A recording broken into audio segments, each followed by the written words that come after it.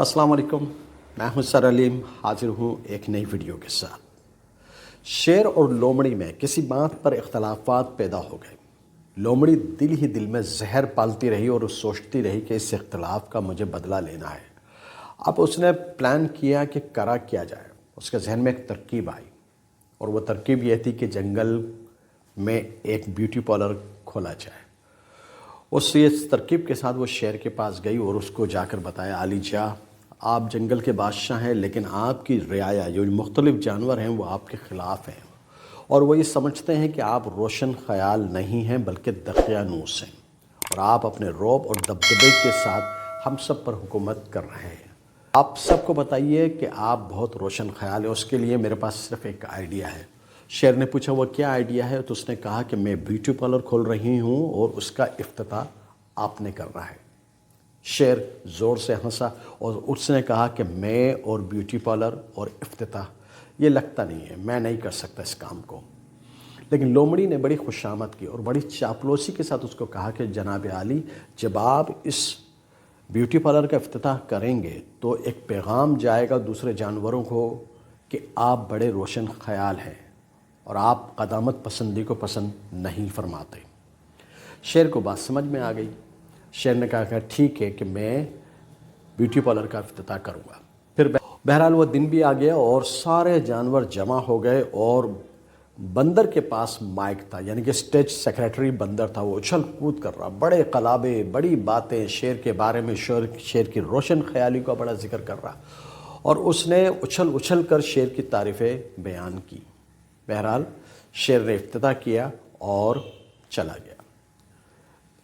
कुछ दिन गुजरे, लोमड़ी शेर के पास हाजिर हुई और फिर उसको अर्ज़ किया, अली जा, आपका पैगाम तो लोगों के पास चला गया कि आप बड़े रोशन ख़याल हैं, लेकिन एक बड़ा मसला ये है कि ये जो बड़े जानवर हैं ना, रीछ है, हाथी है और चीता, ये बुग़्ज़ लेके बैठे हुए हैं और वो आपके ख़िलाफ़ कोई मनसूबा बंदी कर रहे हैं।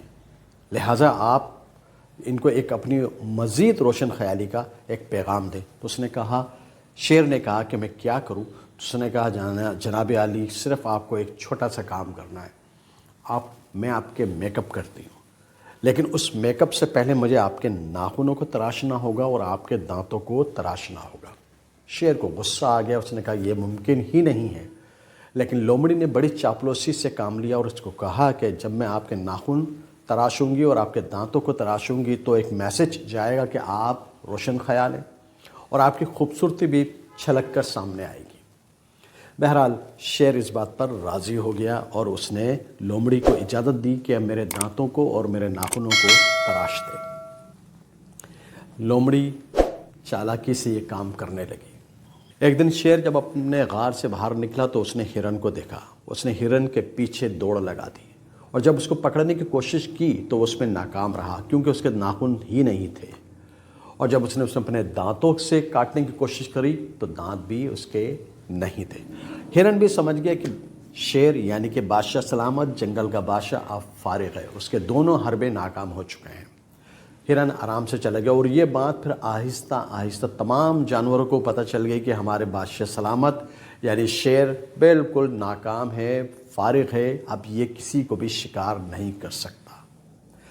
वक्त गुजरता गया, यानी कुछ दिनों में ये शेर की नकाहत बढ़ती चली गई और उसको इतनी भूख लगने लगी और वो कमज़ोर होता चला गया और वो एक दिन गार में ही ढेर हो गया, यानी गिर गया।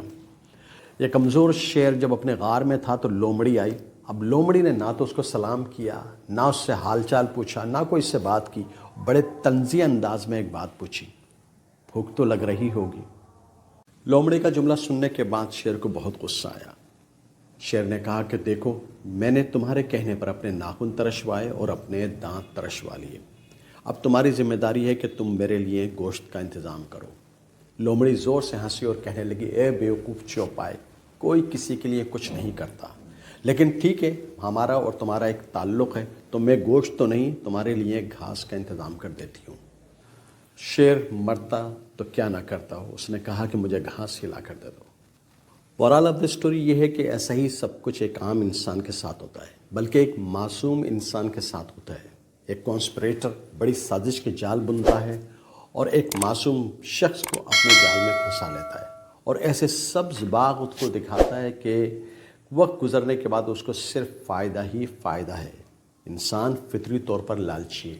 لالچی کا مطلب یہ نگیٹو نہیں ہے، لالچی کا مطلب یہ ہے کہ ہر شخص اپنا فائدہ چاہتا ہے، اور جہاں پہ بھی وہ کہتے ہیں نا رے آف ہوپ، اگر کہیں سے بھی امید کی کرن نظر آتی ہے کہ بھائی یہاں سے مجھے فائدہ ہو جائے گا، یا انسان جب پریشان ہوتا ہے تو اس کو کچھ بھی سمجھ میں نہیں آتا، اور کسی بھی شخص کے میٹھے بول، میٹھے الفاظ یا تھوڑی سی ہمدردی اس کو اپنے قریب کر لیتی ہے، اور وہ شخص جو کہ ویل پلانڈ ہے اور اس نے پوری ایک سٹوری جنریٹ کر رکھی ہے کہ میں اس کو کیا کیا سناؤں گا اور کس طرح سے اس کو اپنے جال میں پھنساؤں گا، آپ معصوم شخص اس کے جال میں پھنس جاتا ہے اور پھر اس کے کہے ہوئے پر عمل کرنا شروع کر دیتا ہے، اور جب وقت گزرنے کے بعد اس معصوم شخص کو پتہ چلتا ہے کہ میرا سب کچھ تو لٹ چکا ہے، اب میں اس شخص کے رحم و کرم پر ہوں، تو وہ اس سے پھر گزارش کرتا ہے، التجا کرتا ہے، ریکویسٹ کرتا ہے، اور وہ جب کہتا ہے کہ میں نے تو صرف تمہارے کہنے پر یہ سب کام کیا ہے، تو وہ شخص جو چالاک ہے،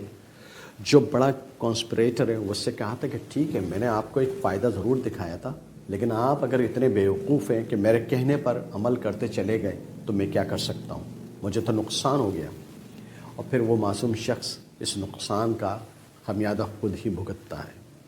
لہٰذا آپ کو اس بات کا بڑا خیال رکھنا ہوگا کہ کوئی بھی شخص جب آپ کے ساتھ میٹھے الفاظ کے ساتھ آتا ہے، ایسا نہیں ہے کہ آپ ہر شخص پر شک کریں گے، لیکن کم از کم اپنی آنکھ کھلی رکھیں گے، اپنے ذہن کو کھلا رکھیں گے، آپ انالائز کر سکتے ہیں کہ جو شخص مجھے فائدہ دکھا رہا ہے تو اس کی اپنی انویسٹمنٹ کتنی ہے اور مجھ سے وہ کتنی انویسٹمنٹ مانگ رہا ہے۔ معاشیات کا اصول ہے کہ اگر فائدہ توقعات سے زیادہ ہو، یعنی کہ جو مارکیٹ کے ایک اصول ہیں اس کے تحت یا اس کے سے بھی زیادہ آپ کو فائدہ ہو رہا ہے، تو یقیناً یہاں پر کوئی چال ہے۔ So be careful when you are going to take any step. بہت خیال سے اپنی زندگی کو گزاریے۔ امید ہے آپ کو ویڈیو پسند آئی ہوگی۔